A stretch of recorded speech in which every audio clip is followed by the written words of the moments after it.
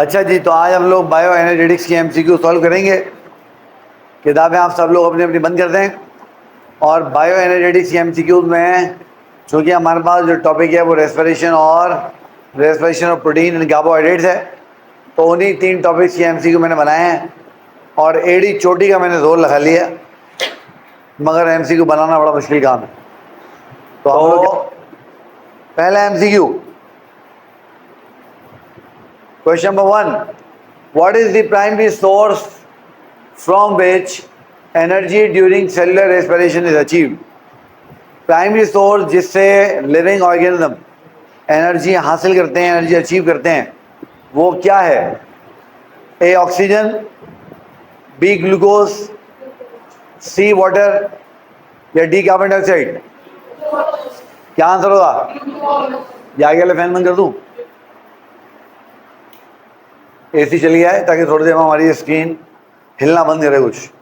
जी, glucose without oxygen के oxidise हो सकती है, तो why not oxygen? Primary source glucose है, तो इसका आंसर क्या हो गया? बी इसका आंसर हो गया। किसी को डाउट तो नहीं है सवाल में? Alright, question number 11, which molecule is reduced by cell during cellular respiration to NADH during Krebs cycle? A FAD, B NAD plus, C ATP या D ATP? क्या आंसर होगा? यानी रेस्पिरेशन के अंदर अगर आपने NAD बनाना है तो आपको क्या चाहिए होगा उसके लिए? NAD प्लस चाहिए होगा। ठीक है, तो आंसर क्या हो गया? बी इसका आंसर, बी आंसर सही है। Question number 12, what is the first step in oxidation of pyruvate? Oxidation of pyruvate की बात हो रही है। A conversion to acetyl coenzyme A, B conversion to lactate, C entry into Krebs cycle या D production of NADH? शाबाश। पहला step oxidation of pyruvate में क्या होगा? हाँ भाई, शाबाश शाबाश शाबाश शाबाश शाबाश। हाँ, ए लग रहा है तुम्हें? डी क्यों नहीं लग रहा?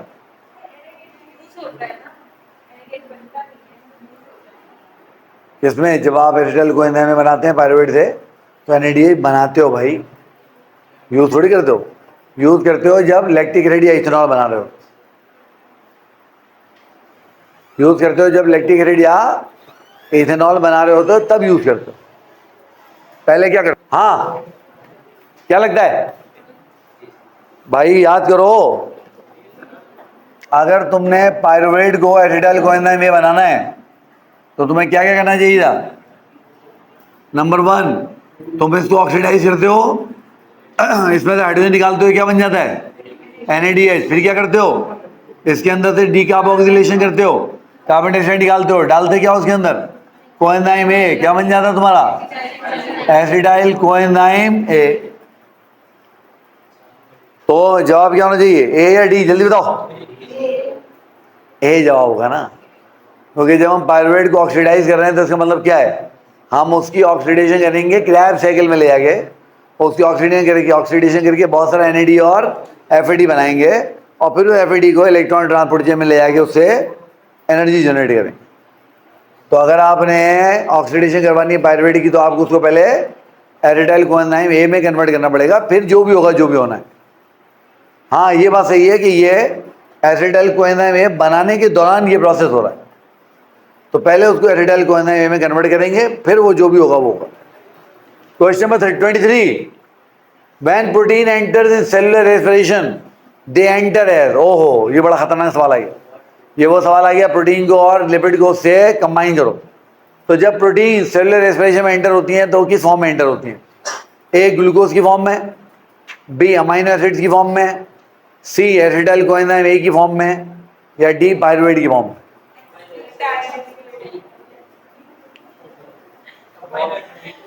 हाँ भाई, शाबाश भाई। ये नौजवान सी कह रहा है, ये खातून भी सी कह रही है। हाँ भी, और हजरात और खवातीन, क्या लगता है, क्या आंसर सही लग रहा है? लड़के सोच रहे हैं, लड़के फंस गए हैं पूरी तरीके।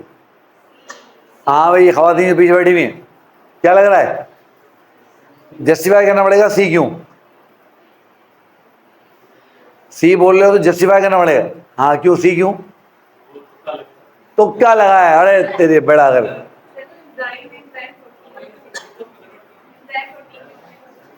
हाँ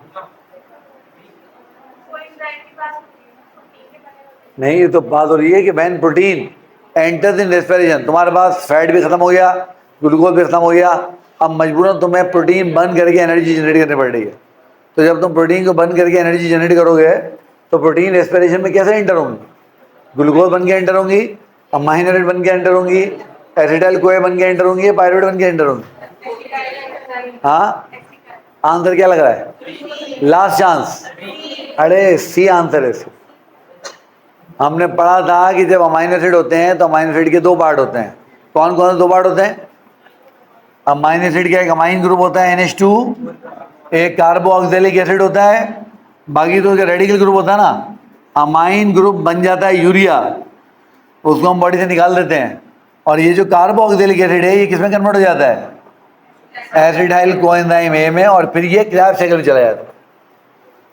फिर ये कहाँ चला जाता है? Krebs cycle. तो एसिडाइल कोएंजाइम A का सही answer. Which process involves the transfer of high energy electron from NADH to electron transport chain during cellular respiration? NADH से इलेक्ट्रॉन ट्रांसपोर्ट चेन के बाद कैसे जाएगा? A ग्लाइकोलाइसिस के जरिए, B क्रैब साइकिल के जरिए, C ऑक्सीडेटिव फॉस्फोरिलेशन के जरिए, या D फर्मेंटेशन के जरिए? हाँ, सी इसका आंसर होगा। क्यों? क्योंकि इलेक्ट्रॉन ट्रांसपोर्ट चेन को ही आप ऑक्सीडेटिव फॉस्फोरिलेशन बोलते हो। सी आंसर सही है, ठीक है। Alright, 51 question number 50। While studying Krebs cycle, you came across the fact that energy generating molecules in Krebs cycle is, Krebs cycle में एनर्जी जनरेट करने वाला मॉलिक्यूल कौन सा है?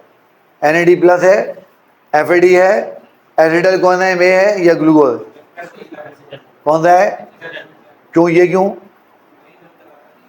सही है? क्योंकि यही आगे जाएगा, यही NAD बनवाएगा, यही FAD बनवाएगा, क्रैब साइकिल से सारे काम यही करवाएगा।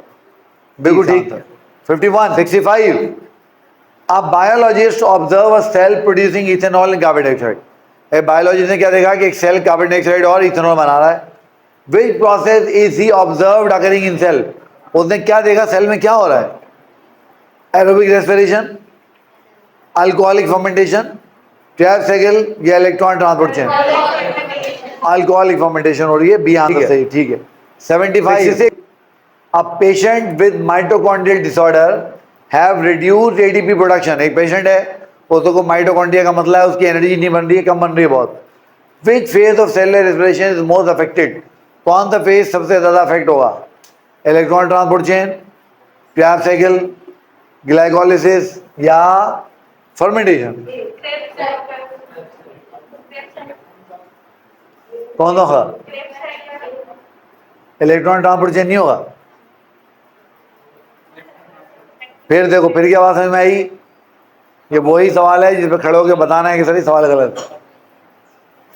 ये वही सवाल है जिस पे खड़े होकर बताना है कि सही सवाल गलत है। इसमें दो ऑप्शन सही हो रहे हैं तो फिर आपको मार्क्स दे देंगे।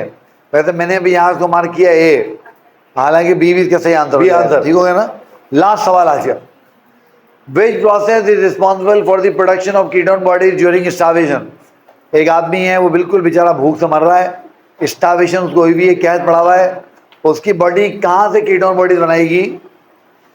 बीटा ऑक्सीडेशन प्रोटीन से, बीटा ऑक्सीडेशन कार्बोहाइड्रेट से, बीटा ऑक्सीडेशन लिपिड से, या फर्मेंटेशन से? याद करें, मैंने आपको बताया था कि हम लोग क्यों इस्तेमाल नहीं करते लिपिड को एज सोर्स ऑफ एनर्जी, हालांकि लिपिड की एनर्जी बहुत ज़्यादा होती है। क्यों? क्योंकि लिपिड जब मेटाबोलाइज होते हैं तो कीटोन बॉडीज जनरेट करते हैं, और कीटोन बॉडीज क्या करती हैं हमारी बॉडी में? एसिडोसिस करवाती हैं, गड़बड़ करवाती है, मसले मसाले जाते हैं। ठीक है बेटा, तो ये आज के 85 क्वेश्चन कंप्लीट हो गए।